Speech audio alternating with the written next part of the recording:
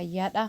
Ani fayyaa kootti alhamdulillah wal barraa bara baga gara chaanaalii kootti dhuftanii galatoomaa waan laaltaniif waan hordoftaniif galatoomaan jedhaa duraan dursee jechuudha.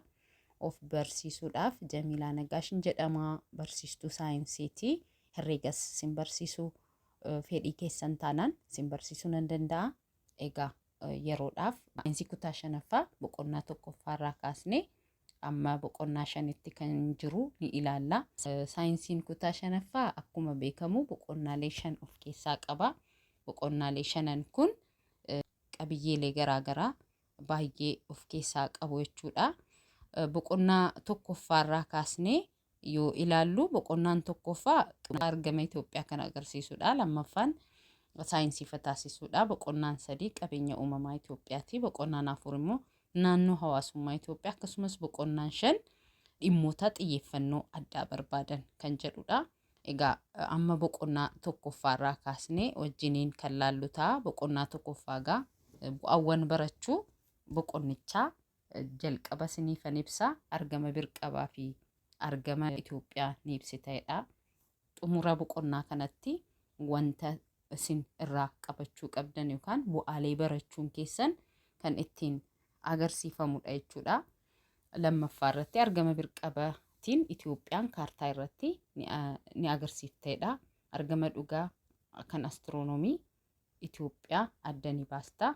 Kaartaa Itoophiyaa irratti sararoota dagaleef gadee fayyadamuun argama bakkeewwanii ni agarsiifta. Kaartaa Itoophiyaa irratti kallattiiwwan iddoowwanii ni agarsiista. GPS kaartaa Googilii fi kaartaa lafaa fayyadamuun dandeettii argama iddoowwan safaruuf galmeessuu ni guddifatta.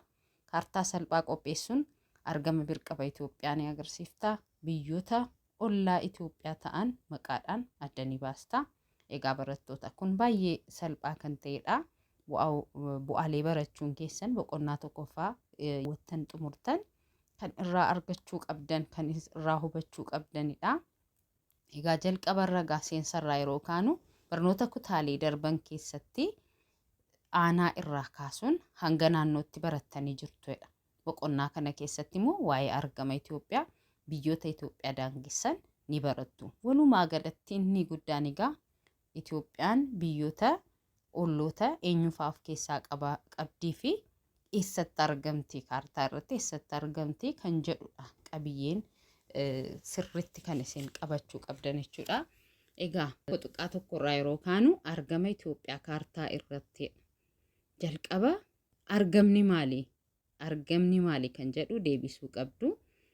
Argama jechuun egaa iddoo yookiin kallattii biyyi tokko itti argamtu kan agarsiisudha. Argama Itoophiyaa jechuun immoo kaartaa irratti iddoo biyyi Itoophiyaa itti argamtu jechuudha. Egaa Itoophiyaan kallattii kaaba baha Afrikaa naannoo gaanfa Afrikaatti argamti. Kallattii kaaba baha Afrikaa naannoo gaanfa Afrikaatti ni argamti jechuudha. Itoophiyaan egaa biyyoota gaanfa Afrikaa keessatti argaman keessaa isee tokkodha jechuudha. Gaanfa Afrikaa jechuun immoo naannoo kallattii gara fiixee bahaa Afrikaati. Itoophiyaan kaaba bahaa Jibuutiin, bahaa fi kibba bahaan Soomaaliyaa, kibbaan Keeniyaa, dhihaan Sudaan kibbaa, kaaba dhihaatiin Sudaan kaabaa yookaan Sudaan jedhamtee fudhatamti. Kaabaan immoo Eertiraa daangeffamtee argamte jechuudha.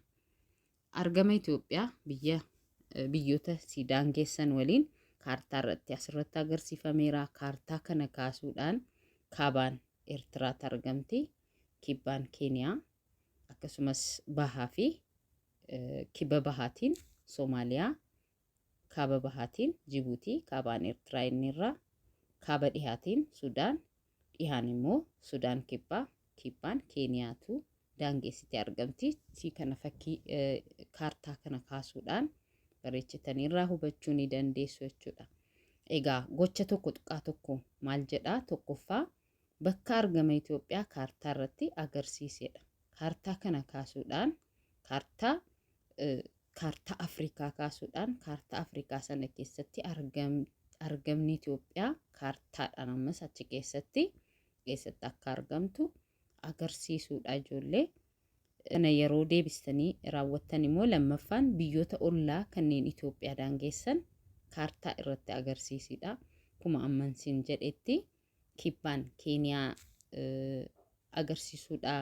Dhihaan Sudaan kibbaatiin agarsiisudha. Kaaba dhihaatiin Sudaaniin, kaabaan Eeritiraa, kaaba bahaatiin Jibuutii, bahaa fi kibba bahaatiin immoo Soomaaliyaa kaastanii kaartaa irratti agarsiisuu ni dandeessu jechuudha. Egaa lammaffaa irratti kan laallu argama jechuun egaa iddoo kan bakki tokko kallattiitti argamudha jenneerra. Argamni sun immoo ammas bakka lamatti qoodamee ilaalamuu ni danda'a jechuudha. Bakka lamatti bahee ilaalama. Tokkoffaa argama birqabaati. Inni lammaffaa immoo argama dhugaa Itoophiyaa kan agarsiisudha. Argama birqabaa jechuun maal jechuudha jennee yeroo laallu immoo argamni birqabaa Itoophiyaa eessatti akka maal akka ta'e isiniifan ibsa. Jalqaba garuu argamni birqabaa maali isa jedhu hiika isaa kan laallu ta'a. Egaa argamni birqabaa jechuun iddoo tokko yookaan biyya biraa biyya tokko yookaan iddoo tokko biyya biraa yookaan iddoo biraa waliin wal bira qabanii ibsudha. Waan iddoo beekamaa yookaan biyya beekamaa bishaan ta'uu danda'a, iddoon sun lafa ta'uu danda'a, biyya ta'uu danda'a. Waan ibsuu barbaanne sanaan wal bira qabnee ollaa fakkeenyaaf Itoophiyaa ollaa siitiin kaabaan Eertiraa yeroo jennee ibsinu yookaan immoo Itoophiyaan kaaba bahaa gaanfa Afrikaa keessatti argamti kaartaa irratti yeroo jennu amma argama birqabaa si ibsaa jirra jechuudha. Kanaafuu argama birqabaa jechuun iddoo tokko yookaan biyya biraa iddoo biraa wal bira qabanii iddoo beekamaa waliin wal bira qabanii ibsuun argama birqabaa jedhama. Qaama lafaa irratti egaa bakka naannoon yookaan biyyi tokko itti argamtu haala salphaan beekuuf kan nu fayyadu argama birqabaati. Egaa argama birqabaati jenneerra olloonni Itoophiyaa wajjiniin kallattii isaanii waliin yeroo ibsinu argama birqabaa sana ibsaa jirra. Fakkeenyaaf olloota Itoophiyaa Sudaan kibbaa, Jibuutii, Soomaaliyaa, Eertiraa, Keeniyaa jenneerra. Sudaan kallattii kaaba dhihaatiin, Sudaan kibbaan kallattii dhihaatiin, Jibuutiin kaaba bahaatiin, Soomaaliyaan bahaa fi kibba bahaatiin, Eertiraa kaabaan, Keeniyaa kibbaan agarsiifamtee jirti. Kaartaa waliinis kunoo jira jechuudha. Biyyoota ollaa Itoophiyaa fakkii tokko tuqaa lama laaluu ni dandeessu. Itoophiyaan olloota sii waliin kaabaan Eertiraan agarsiifamtee jirti. Kibbaan Keeniyaa, Somaaliyaa yeroo laaltan kibbas dhufee tuqeeraa, bahaas tuqeera waan ta'eef bahaa fi kibba bahaa jedhameeti ibsama. Sudaan kibbaatiin yeroo laallu dhiha irratti argamti.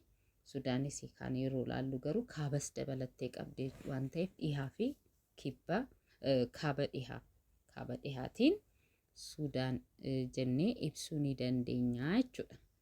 Argama birqabaa jechuun egaa sinii galeereedhee yaada. Argama dhugaatiin itti aanu argamni dhugaa maali? Argama dhugaa jechuun jalqaba maanni? Argama dhugaa jechuun argama naannoo yookaan biyya tokko sarara yaadaa dagalee fi gadeetti fayyadamuudhaan argama sirrii kan ibsudha.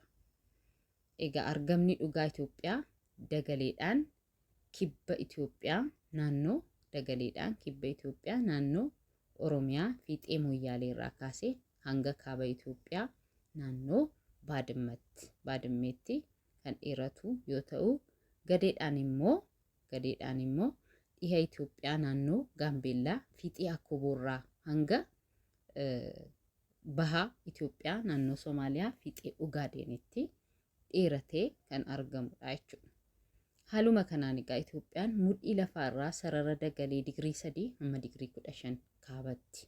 Kaabaa hamma kaabaatti jechuudha. Mudhii lafaa gara olii digirii 3 kaasee hamma digirii 15.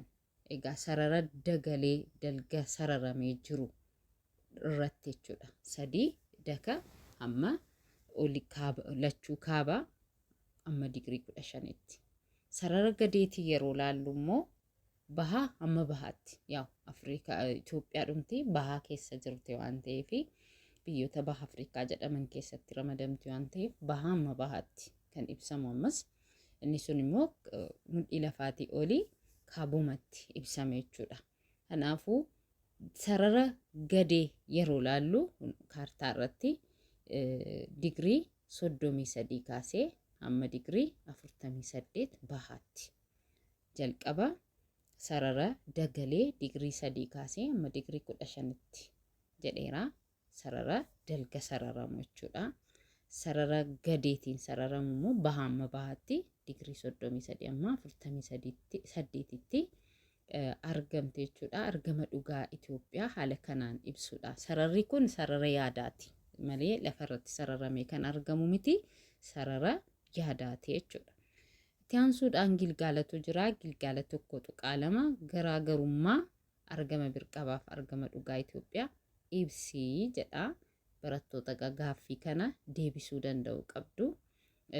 Lammaffaa irratti sarara dagalee fi sarara gadee fayyadamuun argama dhugaa Itoophiyaa agarsiisedha. Egaa wayitii itti aanutti qabiyyee itti aanu yeroo laallu itti daballee kana jalqaba gaaffii deebii keessan waliin wal bira qabnee ilaallee gaaffii kana deebisneetii qabiyyee itti aanutti kan itti fufnu ta'a. Gaaffii lamatu isinii dhiyaate. Tokkoffaa garaagarummaa argama birqabaa fi argama dhugaa Itoophiyaa ibseedha. Amma isinii ibseen ture isa irra deebitanii dubbistanii ibsuudha. Yaadannoo asumarraa kitaabarraa qabachuu ni dandeessu. Yaadannoo barbaachisaa ta'e immoo isinii kennuu nan danda'a jechuudha. Koomentii irratti na beeksistuu yaadannoo ni barbaanna yeroo jettan yaadannocha gabaabsee isiniifan barreessa. Haaluma kanaan kan itti fufnu ta'a. Gaaffii lamaan kana deebisaa. Tokkoffaa garaagarummaa argama birqabaaf argama dhugaa Itoophiyaa ibsiidha. Lammaffaa sarara dagalee sarara gadee fayyadamuun argama dhugaa Itoophiyaa agarsiisedha. Qabiyyee itti aanutti immoo biyyoota ollaa waliin wal bira qabuun kaartaa irratti haala argama Itoophiyaa irra deebinee kan laallu ta'a. Har'aaf kanumaan nu haa ga'u. Wayitii itti aanutti amma wal arginutti chaawoo nagaatti isiniin jechuun barbaada. Ammawwanaa naa waliin waan jirtaniif galatoomaa. Egaa chaanaalii keenya guddisnee yuunitoota hafan yookaan boqonnaalee hafan akka waliin bareechinee deemnuuf akkasumas immoo kutaa 5ffaatiin ala 6ffaa 7ffaa 8ffaa akka waliin laallu herreegas daballee immoo fedhii keessan taanaan herreegas hin barbaanne yoo jettan herreegas haala ifa ta'een isiniifan ibsuu nan danda'a, isiniin barsiisa jechuudha. Kutaa 5 kaasee amma kutaa 8tti barnoota jiru kan waliin laallu ta'a saayinsii fi herreegaa. Egaa subscribe gochuu, like gochuu akkasumas barattoota hiriyoonni keessan warri kaan akka argataniif share gochuus hin irraanfatinaa. Waan nu hordoftaniif guddaa galatoomaa. Yeroo gaarii isiniif haa ta'u. Qabxii gaarii fiddanii akka kutaa itti aanutti dabarfattan abdii guddaan qaba. Naa waliin haala ifa ta'een saayinsii kan laallu herreega kan laallu ta'a. Amma wal irra deebinee wal arginutti nagaan naa turaa. Ciao.